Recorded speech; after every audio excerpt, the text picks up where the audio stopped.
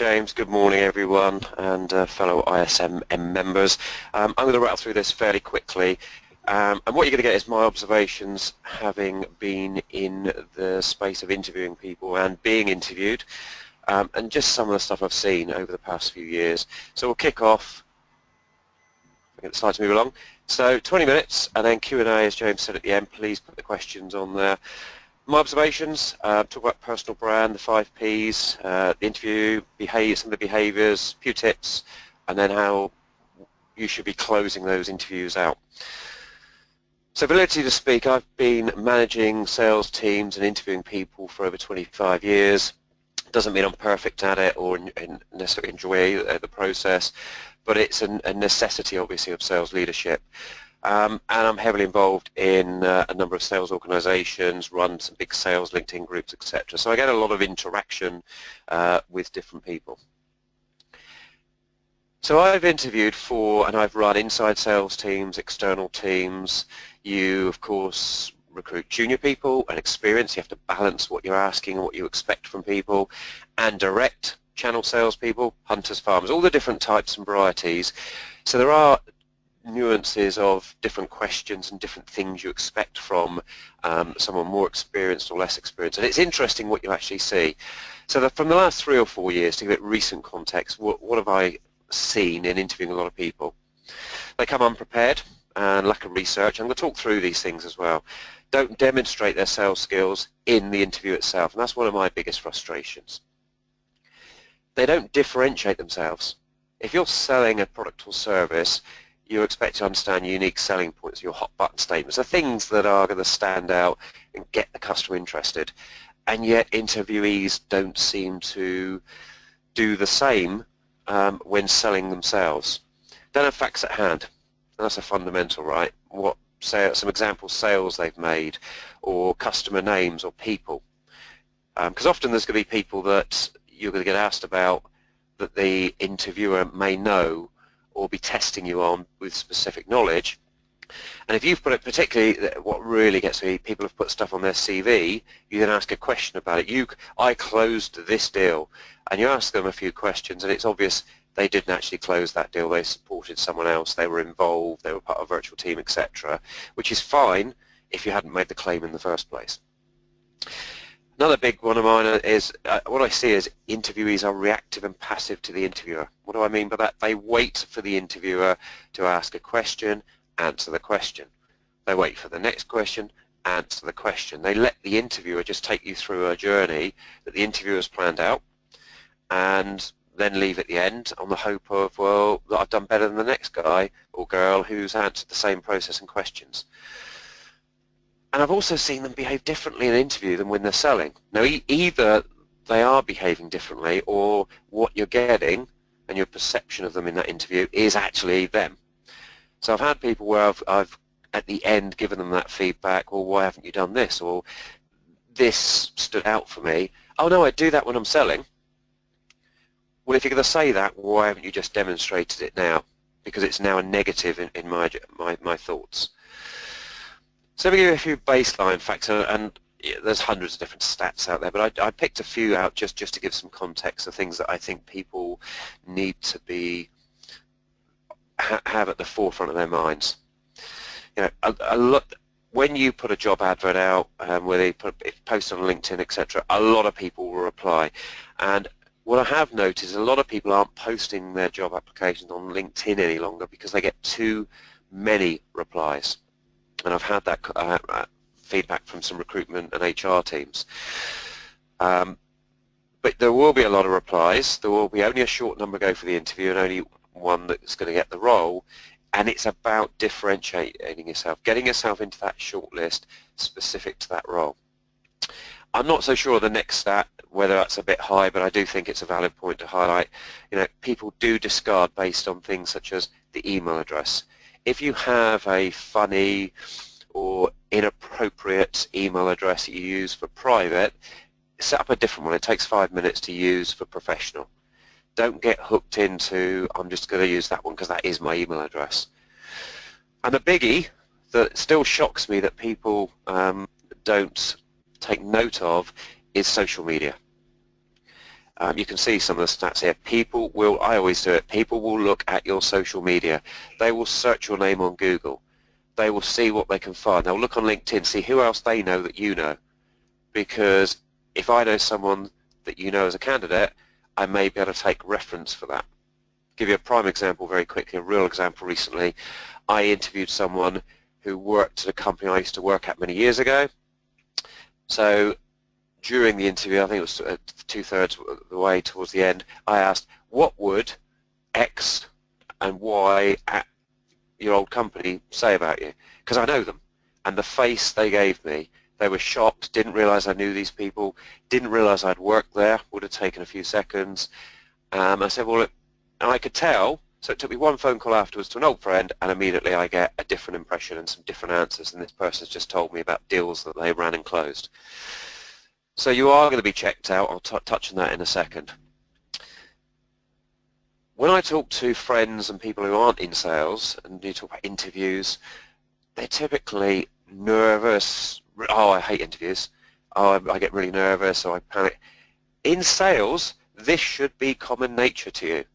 This is what you do for a profession. You go and meet people you haven't met before, and you sell them a product or service. You try and understand their needs, match what you have to those, differentiate yourself, pre-close, test close, close the sale, close to the next objective, move forward to the next meeting, tender, presentation, whatever it is. The whole process should be second nature to you. In an interview, of course, the big difference is what you're selling is you. You are the product. And you know that better than anyone else on the planet. This is the one thing you internalize, know yourself. And yet people sit in front of me and do a very poor selling job for a sales role when they're selling themselves. Now put yourself in the shoes of the interviewer. Let me give you what I see when I'm interviewing. Firstly, it's the most important job. Getting the right people into your team is critically important, because if you hire those A players, get the right people in, they're going to make your life as a sales leader far, far easier. But what you are looking for when you're recruiting someone, of course, is de-risking. That is absolutely high on the agenda, subconsciously or consciously. You want to hire someone who ideally has every skill, has done exactly what you want before.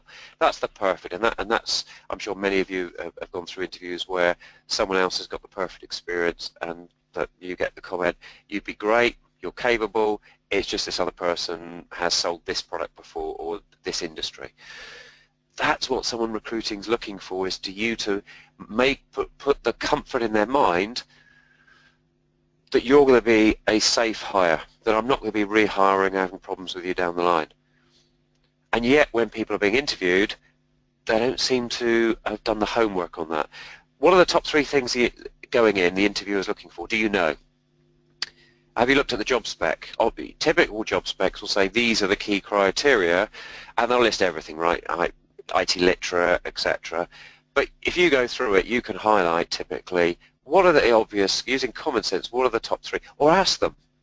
Why not ask them that open question? As you would in a sale with a customer, I understand you've given me these requirements for your business. Could you help me understand what the most important 2 or 3 are for this role?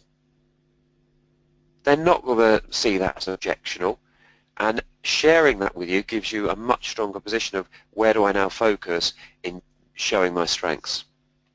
Anyone I interview, I've always wanted to hire. I don't want to keep doing interviewing processes. It's time consuming. It delays you getting the right person on board and starting selling and doing the actual job. So everyone that comes in, I'm hoping, is going to wow me. I want people who are going to come in the door. You're there as an interviewer, not trying to qualify people out, wanting someone, a guy or gal, to walk through the door and wow you and make it easy for you to move them to the next stage. But you expect them to demonstrate sales traits. You're not ticking them off. Did they pre-close? Did they do the opener well, etc. But you're subconsciously, again, you're judging them by how do they come across?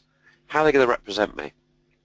And in doing interviewing, as I mentioned there, it's time consuming. It's also draining.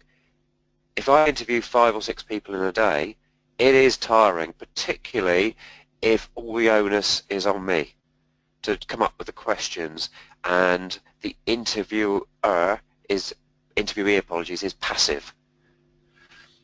And what I'm looking for is what they can do for me. What can they do for my business? What can they do to hit the targets? What are they telling me and showing me that makes me think they're going to be able to do this? The other thing I'm, of course, looking at is, can I work with this person? Can I communicate with them? Are they relaxed? Do I just think I'll get on with them? Because you're going to be with them a lot of time if you employ them. The one thing I wanted to highlight on this one is the second point down, because this one always shocks me. 47% of people have little knowledge of the company when they come to an interview. I'll come back to that in a second. I found tons of stats. This was a good image to use, an infographic, but they're all pretty much saying about half of people coming in don't have good knowledge of the company. So turning up isn't enough.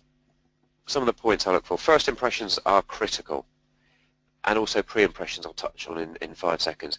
First impressions, everyone knows this statement. You do it with a customer, firm handshake, all the usual stuff, and yet people often turn up late, come in sloppy, etc. Fundamentally, if you're going to be late, at least call, or let me, handle that challenge you're doing.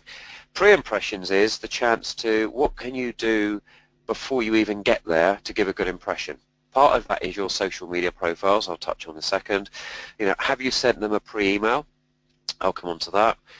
Have you looked at their LinkedIn profile? Because I notice if people who I'm about to interview have looked at it, look at it a few days before, look at it that morning or the night before you go for the interview. Often people will notice you've looked. Behaviours you would at a client meeting. If you're going to see a customer, understand in the interview that's how you're being viewed. You're being viewed, this is how you would be. You're going to demonstrate to me in this interview what you'd be like representing me seeing customers. So if you turn up sloppily, you turn up late, you don't have notes written out, you're not prepared, that's how I think you will be with customers.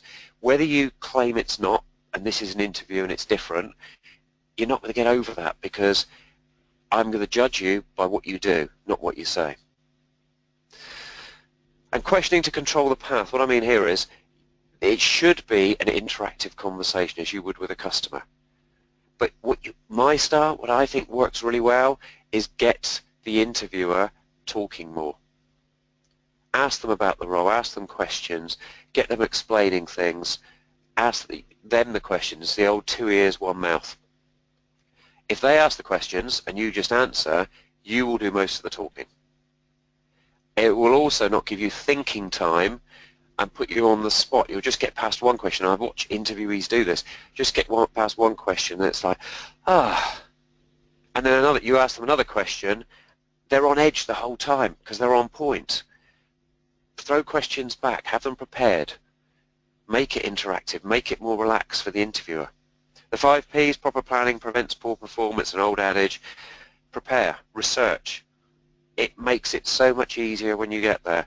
Again, I've been interviewee and interviewer where people have asked, tell me about the company, what do you know about us? And we're not expecting chapter and verse of you can do everything like you work here, but do you know, for example, maybe they've made a recent acquisition or they've just hired a new CFO. It's all on the news pages typically. If you just do a little bit of research with the wondrous internet and a thing called Google that we now have, it's not difficult to find this stuff out. But people don't do it. Now I'm then interpreting that's how you're going to behave with a customer. You don't go into a customer any longer and say, tell me about your business. You'd start typically with, I understand these things in your business and your industry has these sort of problems. I've looked in your financial report and seen these are some of the objectives you have this year. Could you help elaborate or explain? You give some context of, I'm earning credibility, but I'll ask some questions. Demonstrate during the process that you're going to represent me, our business, to customers well. Show me, because it's much easier for me then to buy into you as a person. Now some of this is teaching to suck eggs, I guess, but it's shocking how many people don't do this. A nice firm handshake, smile, dress appropriately. And why I mean ask is often companies now have a more casual attitude. By default, suited and booted. but there is nothing wrong in approaching the customer. If you read about them and it says they have a very relaxed, casual work ethic, of asking, should you come suited and booted? I asked one I went to not so long ago and got the good question no one else has asked, but absolutely come smart casual. We don't need suited and booted. It doesn't fit our culture. Arrive early. These things should be taken as granted, right? But people don't. Ask if they got parking. Another catch that people get, oh, I got here early, but I couldn't park, so sorry I'm late. Pre-qualify. Ask questions beforehand. Reach out beforehand. Is there anything you'd like me to prepare for coming along? You know, there's nothing wrong with behaving like you would with a customer. It's not a rigid process. Be knowledgeable about them. Do your research. Read up, as I've mentioned. Your product is you. You know, read your CV again. Read back. Look at recent deals. Think about them. You're going to get asked. Think about your unique selling points, but for this role, they're not the same in every individual instance. Look at the spec and prepare for likely questions. You know, for example, look at the profile of the person. Often people will put on there, this is my key edicts in life, or this is what I'm really passionate about. Are they passionate about children's charities? Things like, know about the person or people you're going to be interviewed with. Again, I've interviewed people where there's been 2 or 3 of us interviewing them, and I've asked them during the process, what do you know about me and Sue and Bob? Just curious if you researched us, and you get a blank face. Or you get, well, I know you used to work at such and such, and I think you've been in the industry about 25 years. You've been at this company, you've only been here a short period, and you've been here about 10 years. It doesn't you're not memorizing everything about them, but just to be able to illustrate to them, you've taken notice as you would with a customer. And think about asking smart questions. I'm always impressed by the questions people ask, not the typical out of a textbook question, but things that make me think they've thought about this.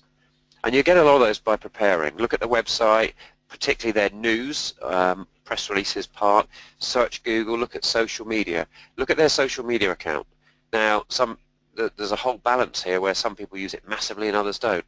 But look at it, what sort of things are they posting? There might be something on there where they've posted something particularly interesting, or they're promoting a webinar or something. Go and register for it.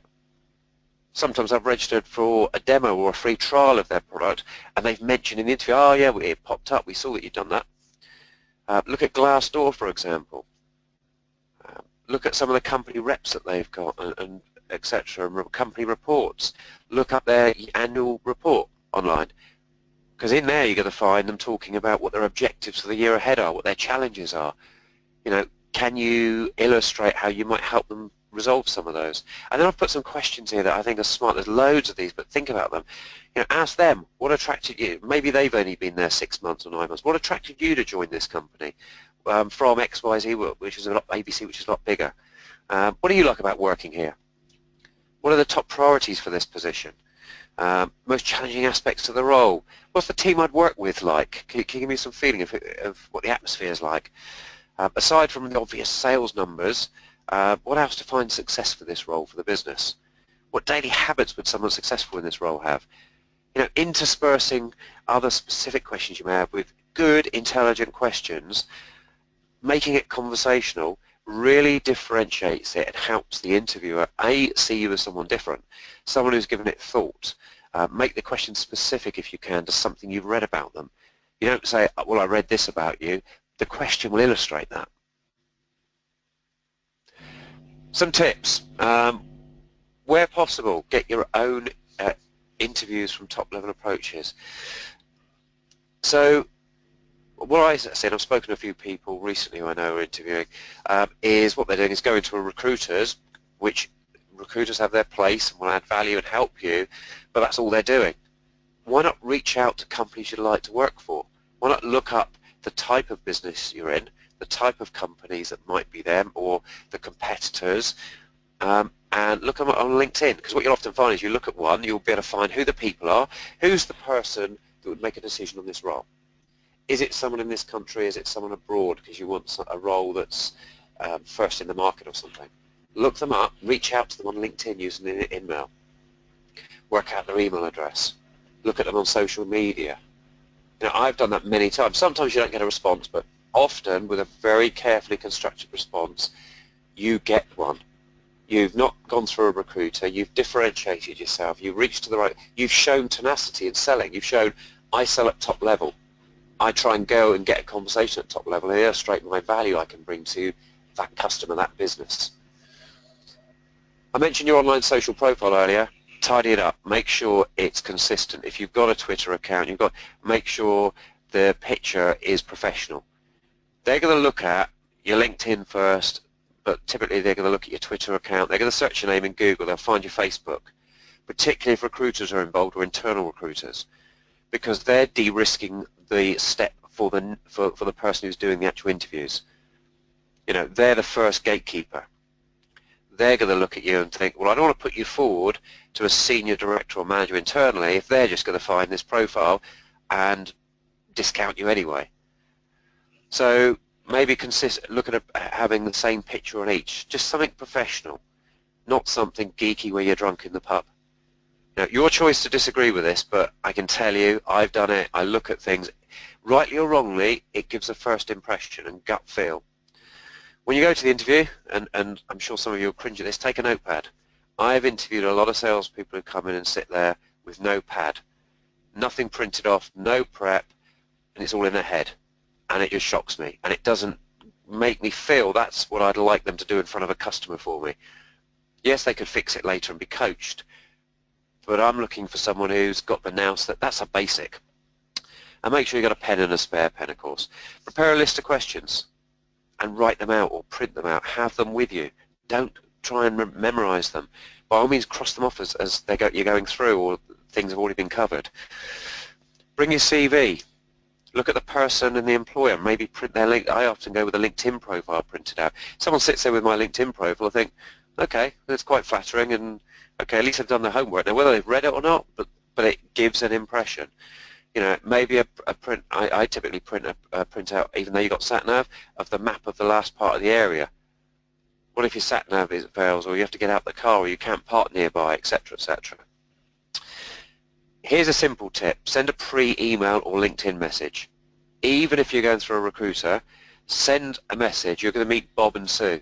Why not send them a message beforehand? I'm looking forward to meeting you on Friday at 10 a.m. If there's anything you feel I should prepare in advance, I'd love to hear from it. If not, I'll see you on the morning. Kind regards. Something simple, short, just saying, hey, I'm a little bit different to the other people you're going to see. If they see 10 people and you're the only one that's done that, it's just given that little edge, that little thought. And then why not send them one following it? Thanks for your time meeting. I really enjoyed the interview. Here's a follow-up answer to something I promised to get you, etc., etc. The sort of thing you do with customers, right? Research the people I've already mentioned, not just because to know a little bit about them, but who do they know that you know? What if there's someone you know? And I often like to drop into the message, if I see they've got a recommendation from Bob that I used to work with, why not drop it in during the process at an appropriate time? Oh, and by the way, I'm sure if you wanted to reach out to Bob Smith, I noted he'd written a reference on your profile. I used to work with Bob at XYZ. He'd be a great reference for me. Shows you've paid attention, shows you've researched, you've spotted something maybe no one else has spotted, you're connected, etc., etc. Think about, and I said this right at the beginning, put yourself in the interviewer's shoes. Interviewing is a hard job. It's an important job, and you want to have someone come through the door that makes you feel, I could employ these, I could work with them. Make it interactive. Take some of the pressure off them. Make them just enjoy the interview. I have interviews where I'm, oh, when's this going to finish? And others which just fly by and you want to spend more time with the person and it just feels relaxed and it just feels like your old buddies already, just because you get on and they've made it interactive, as you want to do with a customer. And get feedback. At the end of the interview, ask for feedback. Bad is valuable. You don't want it to be bad, but if someone picks something up of, I really didn't like the way that or this gave me this impression, find out, because it's invariably going to affect you again. If you don't find out, what if you do 5 interviews and the same thing's scuppering you every time? What if you found out at the first interview? You could have adjusted and done something about it. Closing the interview, think about being natural. It should be a natural close, right?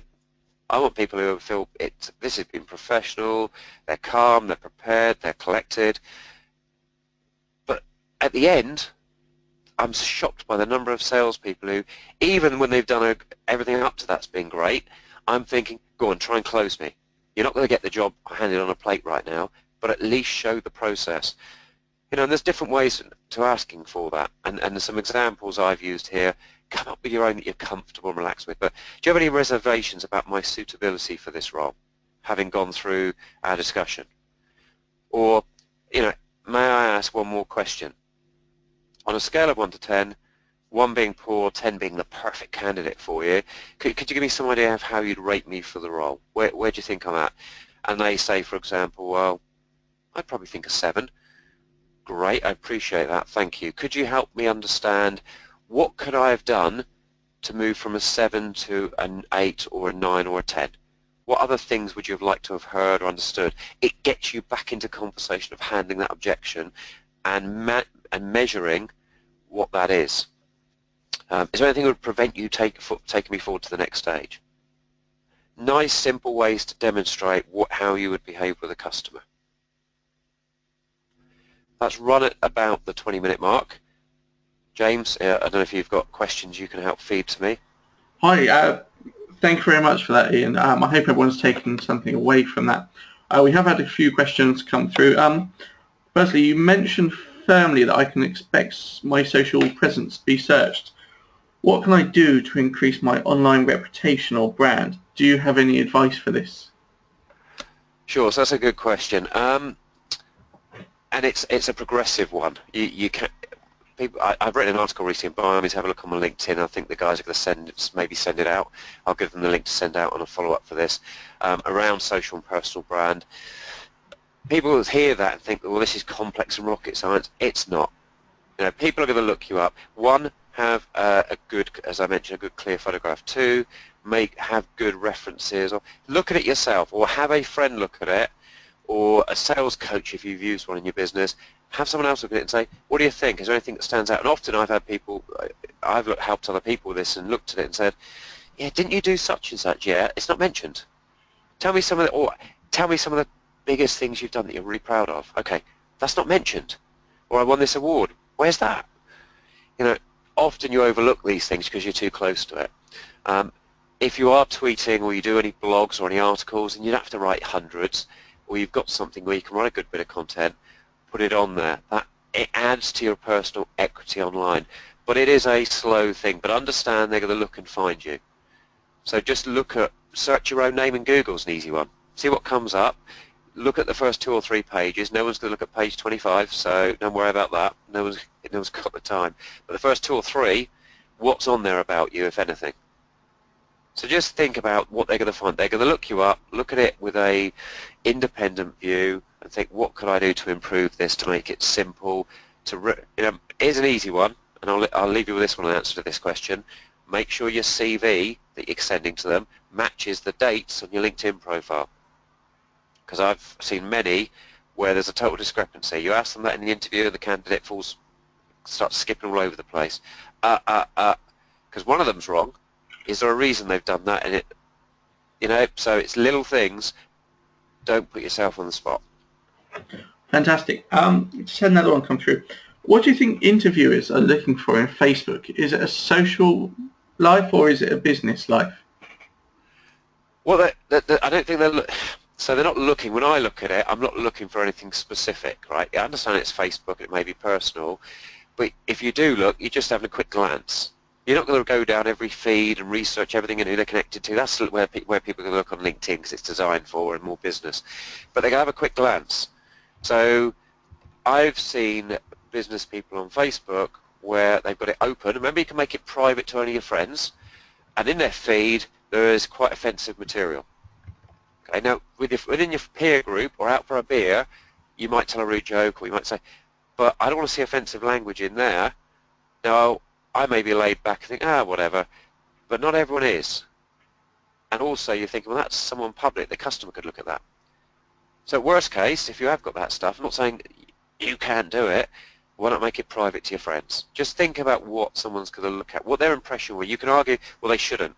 They shouldn't look. They shouldn't make a decision on me on that. It's not fair. Regardless of that, they are. So you're welcome to your opinion, but I tell you now, people do. I've seen it. I've been on the other side. I've had other people say, have you seen this candidate's Facebook profile? Look at that. And it immediately, you can't take back an opinion someone's got, right? It's like in court where people, the lawyer will say, or the judge will say, ignore that comment. It's all very well, but it's all in my brain. Just think about it. Fantastic. Next question is, how would you deal with someone that's changed jobs regularly, so every 2 years or such, like? So, yeah, that's a good one. I'll be frank, when I look at CVs, if I get a CV through, that's one of the first things I look at on LinkedIn or their CV.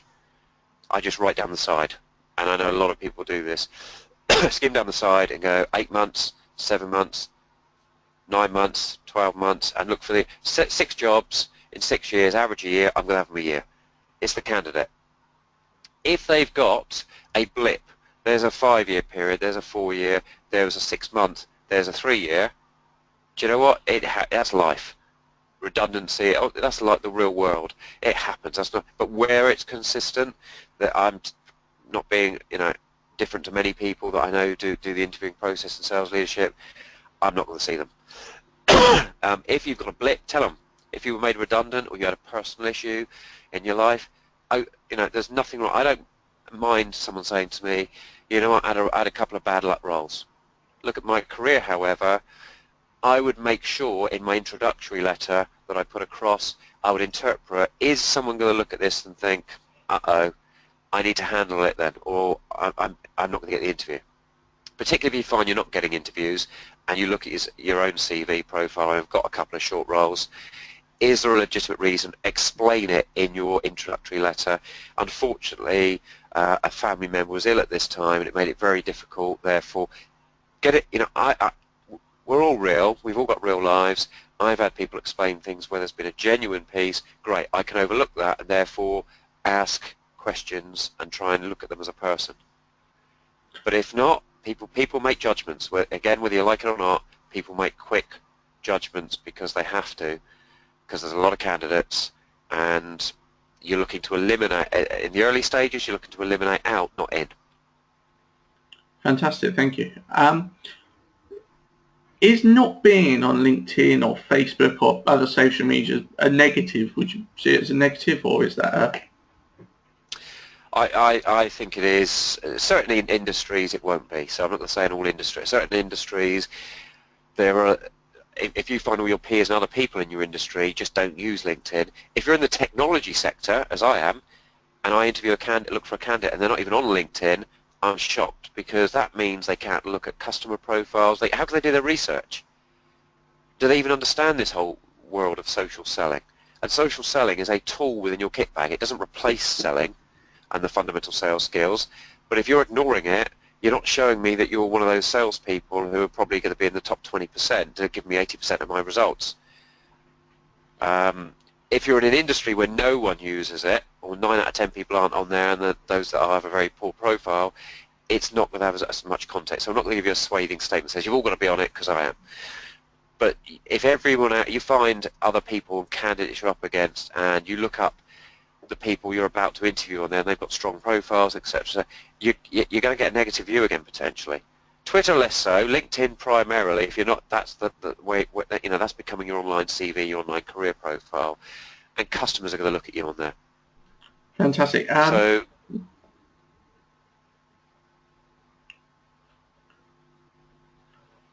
okay. I think this is $1 million question really, and one that's always been sort of discussed quite promptly. But how long should your CV be? 1, 2, 3 pages, or? yeah, I've been guilty of this one myself. So let's stick my hand up for this one. Of what people tend to do, and I've done the same, is edit your CV over the years. So you started with a CV when you were younger, and then add to it, and edit it a bit, and add to it, because who wants to start from a blank page? It needs to be shorter, because what you remember, you want to get through the whole job, like in sales, is to get through the shortlisting process, to get through to that last 5 or 6 people where you're in front of someone. That is your objective, to get into the inner circle of the shortlist. Your CV is what's going to get you there, and your introductory letter. So you've got to think, how's this going to be viewed? Try and put yourself in the shoes of the recruiter and interviewer who's got 50 or 100 of those things coming through. Often they also get passed, by the way, by automatic engines. When you're doing this and you upload your CV onto a portal, often what they're doing, the portal is stripping it out, and that portal is looking for things like, some of these applications will look things like short periods, and automatically in 300 people that apply, narrow it down to 40 for someone to actually humanly look at. So it's hard, right, at the top of the funnel. But yeah, I would make it shorter, succinct. If you've got good references, I tend to put a few example references that are pertinent in there for the type of role I'm going for. That's why I push to get people to give me references on LinkedIn. Because if they give you a nice reference on LinkedIn, it's a public domain site where it's a previous customer said you did a fantastic job, or a previous employer, you can cut and paste that and use it in an introductory letter or your CV. Because it's on a public domain website, you're open to use it and reuse it. Fantastic. I think the CV thing, how keeping that short, is an incredibly important one. So there's a fantastic question on there. How much weight, while you're talking about what's on your CV, how much weight do you put on academic qualifications compared to experience? So yeah, someone said to me recently, what people tend to look at when they're employing someone is lag indicators. What have they done before? Not looking forward, what can they do for me? What are they capable of doing when I discuss it with them? How are they approaching things? It's what have they done before? Does it matter if they were good 10 years ago? Doesn't mean they're good now. Same as a footballer. Think of sport. I'm not a particular sportsman, but think of sport. Someone may have been fantastic in their prime, but are they as good now? People change. So I think the educational piece for me is relevant where they're new. It's someone junior, new into their career, and they haven't got a wealth of experience. If someone's been working for the last 15 years, do I look back and personally, do I care if they had a degree or whatever? No, because they've demonstrated by what they've done. And I want to, so that's what's going to get them to the interview. Then I'm interested in how do they behave? What traits do they show in the interview? Not what have they done before. That's great. Doesn't mean they're going to do it again. They may have had a lucky break, might be in the right place, right time. A life circumstance may have changed. They're not as motivated anymore. They may live further, etc., etc. What I'm looking for is the CV is what gets them to the interview, gets them into the shortlist. At the interview, I'm looking for not lag criteria, but what are they going to do for me now? How do they demonstrate themselves? How do they show they're a salesperson now? Lovely, thank you. Does a handwritten introductory letter still have a place when sending in your CV? That's an interesting one, and I think that will vary depending on person and industry. I cannot think of the last time I got a handwritten letter. So would it stand out? Yeah. Typically, however, I don't get stuff posted through. I don't know about other people that are listening. It may be different in other industries, so I'm not going to, but certainly in the IT sector, everything is electronic that I've seen for years. I can't think of a time I've had a CV. No, I'm just pausing for a second to think where it's been posted in. So that might be a differential. I'm always looking for how do I differentiate myself in the process when I'm an interviewee to every other candidate that's gone through. Do I reach out to someone senior and say, I've just applied for this role, I'm really excited, I read this about your company, I think I could bring great value, and I note in your annual report these 3 things are the most critical for you in the coming year. I helped a previous company really overcome that, and here's the evidence. That's the perfect thing, right? Where you're not going to have that every time, but so if you think it's going to give you a different edge in the sector you're in or the type of business you're applying for, why not? Make sure your handwriting's readable, though, right? There's a certain thing comes with that. Lovely thing. And one last question to finish off the webinar. I guess if you're sat in an interview situation and either you or a candidate doesn't feel it's right, or something's cropped up and either you as an interviewer feel the candidate hasn't prepared, it's not suitable for the role, or you're sat there as a candidate and you think, I've looked into it, I don't like the questions I'm being asked, I'm not sure that Sure. I'm going to be a fit here. Is it okay to end it early, say, and to put a line underneath and say, look, I thank you for the opportunity, but I don't think this is going to work for me or you? I think yes. I think it's a brave person that does it sometimes. So I've been in interviewing someone before where I think you often get a gut, where it's a no, you often get a gut in the first couple of minutes sometimes, because if someone absolutely train wrecks early on, they're flustered, they get your name wrong, they're not prepared, they haven't got a pad, they've got cross, cross, cross, cross, cross. You're thinking, there's no way I'm going to employ this person. Do you just cut it there and so I always, as an interviewer, have some feeling for the individual, because what I don't want to do is knock them and have them going out feeling absolutely demotivated and bad. So personally, from my side of the table, I would typically take them through a little bit more, and if I think it's worth an exit, is break it at an appropriate point so it doesn't feel bad to them, and then just say, look, let me help you understand why. But what I will always do, and I would advise candidates to try and ask, as I said on the slides, is give them feedback. And I've had candidates sit there and go, do you know what? And I say to them, you may not agree with the feedback, but I'm going to give you it, because often what happens is they then get it through a recruiter and they go, well, I don't understand why they said that, and they never get the conversation again. So I encourage people, particularly when you're interviewing someone, to share with them, do you know what, I want to give you some honest feedback. I was very disappointed you didn't have a pad. That gives me the impression, oh, well, I always have one. It's in my bag here. Okay, that's great, but let me tell you how it feels for me. It looks like you're not prepared. Oh, and I've had people, and I always counter it with, it's my opinion. So you're absolutely fair, you don't know me, to leave this interview and say, you think I have no idea what I'm talking about. That is your prerogative, but I'm just going to give you the... And I've had people typically say, do you know what, no one's ever told me that. That's really valuable. Because for the next interview, if they then do it, it's their choice. But if no one ever tells you, how can you get better? So I encourage candidates, because interviewers tend not to do that. They tend to then give the feedback to the recruiter, if there's a recruiter involved, and you get it diluted. Ask them, will you be taking me forward? Could you help me understand? Do you think you'll take me forward? No, I don't think I would. Okay.